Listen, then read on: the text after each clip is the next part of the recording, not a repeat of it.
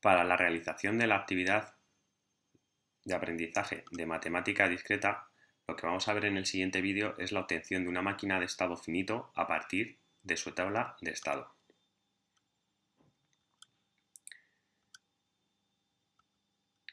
Tenemos la siguiente tabla de estado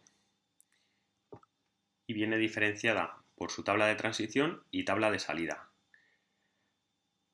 En la tabla de transición y tabla de salida vemos que se componen de 4 estados: S0, S1, S2, S3 y los valores de entrada correspondientes: 0, 1, 0, 1, tanto para la tabla de transición como para la tabla de salida.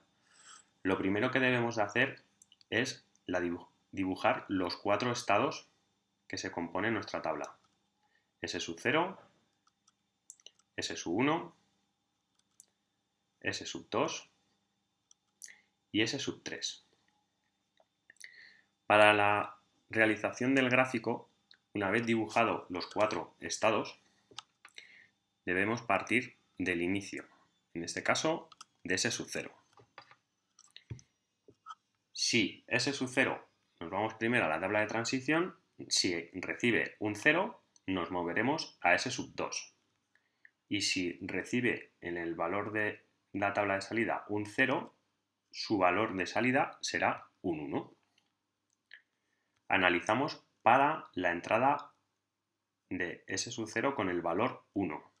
Si es con el valor 1, nos moveremos a S1 y su valor de salida será 0. A continuación, estudiamos el siguiente estado, sería S1. S1 recibe un 0, nos tendremos que mover a S0. Y su valor de salida para una entrada 0 tendrá que ser 1.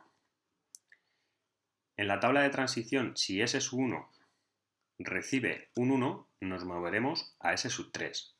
Y si recibe un 1 en la tabla de salida S1, su valor de salida será 0. Para S2, si recibe un 0, nos moveremos a S0. Y su valor, si recibe un 0, su valor será 1.